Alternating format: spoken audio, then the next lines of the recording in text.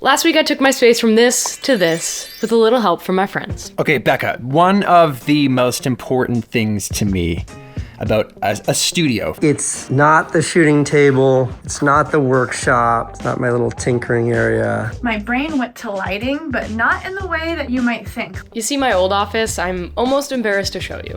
It was a mess. You see, when I quit my job to go full-time, I never really took the time to set up a space to work in. So I reached out to some folks I truly admire, and I asked, what is the most important part of your office as it pertains to being a YouTuber? It's without a doubt my table.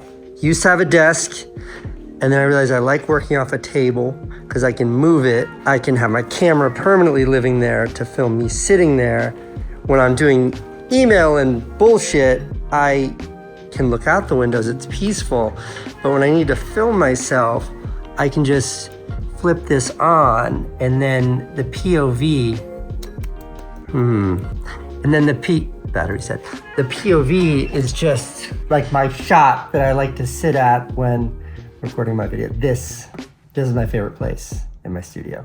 The room I use for my office is located in Brooklyn, New York. When I'm not traveling or when I'm not up in the woods where I try to split my time, I'm here. It's a guest bedroom and an apartment I share with my lady. Wow, that really looks like a mess when you put it like this. And it happens to be a perfect cube, 11 feet by 11 feet by 11 feet. And there is, unfortunately, one thing about it that cannot change. It's this couch. It pulls out and we use it for guests, so I can't float my desk like Casey, but I can certainly improve what I'm working on. This is my old desk. I bought it for $20 at a thrift store, and it is definitely just a pop-up table from like the 1980s. And it's been great because I don't really care about it. So for example, I drilled into it for a video and had no feelings about doing that whatsoever. But this table is also incredibly wobbly. It has no storage, no sense of cable management, and worst of all, a fixed height that happens to be low and therefore uncomfortable. Enter Vernal, who I'm stoked agreed to partner with me and sponsor this video. Oh my god, it's heavy.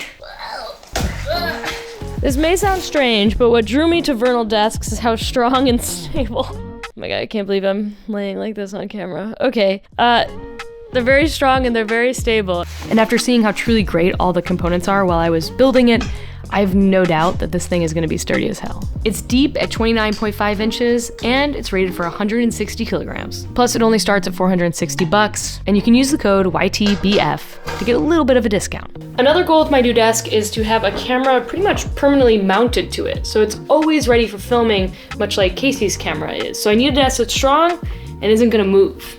But the other thing I need is add-ons. There's this keyboard drawer, there's a cable management tray, and with both of these there are pre-drilled reinforced holes ready for them. So the install is incredibly quick, and you know where everything goes. There's a link in my bio if you are like me and you have never treated yourself to a nice desk, or maybe you need a new desk. They come in all sorts of shapes and sizes, and trust me, as soon as you start putting a Vernal desk together, you're gonna thank yourself and feel the difference of having something truly nice to work at. Thank you, Vernal, for sponsoring this video. Now, let's talk about my view when I'm sitting at it.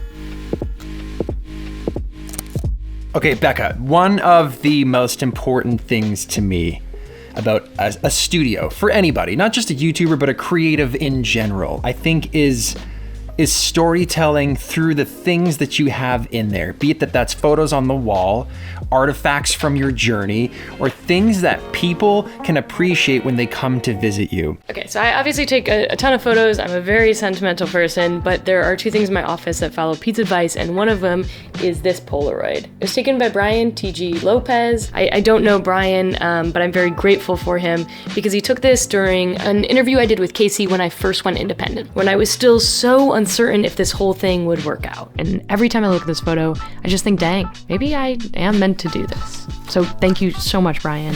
And the other thing that I hope will start a conversation in my space is this sign. It's an authentic subway sign taken out of the New York City subway that I bought from the MTA.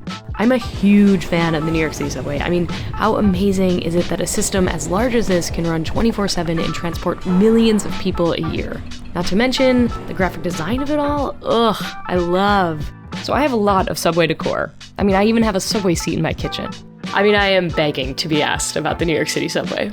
How about you, Pete? I like telling the story of my career and my accomplishments in the moments that I cherish most that have happened over the past decade of making videos, and I do that on the wall. So when people come in, I get a lot of joy out of watching them reminisce.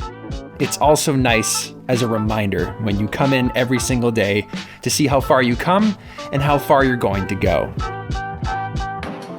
Sometimes the best ways to get over writer's block for myself is just physically moving my body to a different location. One of the things that I really love about my office here is that I have multiple different workstations where I can go and get things done. I have my main desk where the majority of my work gets done, but every now and then I get a little bit distracted there. So if that ends up happening, I'll move over to my second desk where I can do some writing. And then I also have this really nice chair that's sat off to the side. My old space really trapped me at my desk, and I felt that.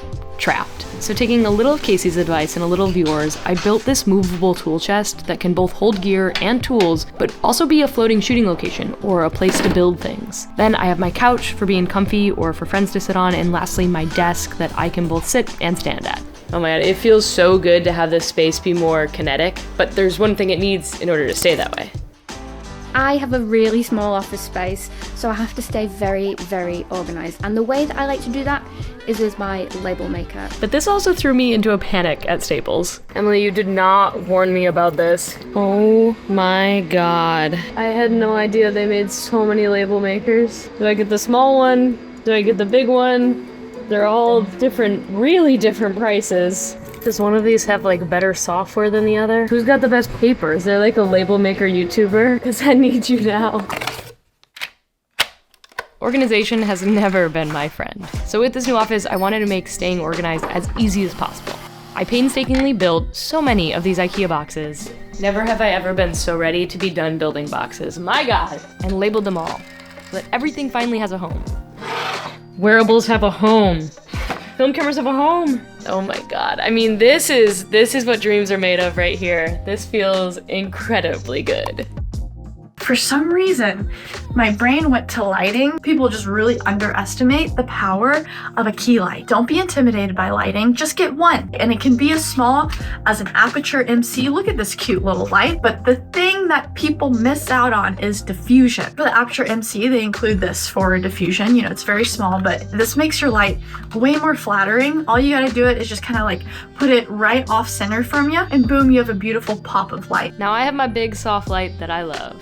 But there's something in Sarah's background that I'm inspired by. Okay, this is probably gonna sound really silly to some, but I always told myself that I knew I'd made it if I personally owned what's in that box. My very own C-stands. This is something I've long wanted to add, but never had the right gear to make happen.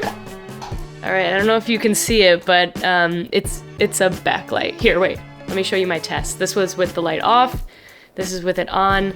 And I definitely still need to finesse it, but I really like how it sort of fills in my desk a little bit. So thank you, Sarah. Okay, before I started this whole renovation, I reached out to my Patreon members. I gave them a tour of my old office, and I asked, what can I do better here? And so many of you folks got back to me, and I wanna thank you. My favorite suggestion, and so far my favorite upgrade, has been floating my monitor. I got the single monitor arm from Vernal. Those are the same folks that make the desk, and there's a link for it down in the bio. And oh my gosh, it feels incredible to just have a floating monitor. I can put anything I want underneath it. I can raise and lower it. There's also suggestions to put more things up on the walls, and I'm gonna be filling in that wall over there soon. Also suggestions to 3D print organizers for drawers. If you have any more suggestions for me, drop them in the comments, or for anyone building an office, drop them in the comments. I'm so excited for all the things I'm gonna make in this space. I appreciate you to know, bud, and I'll see you on the next one.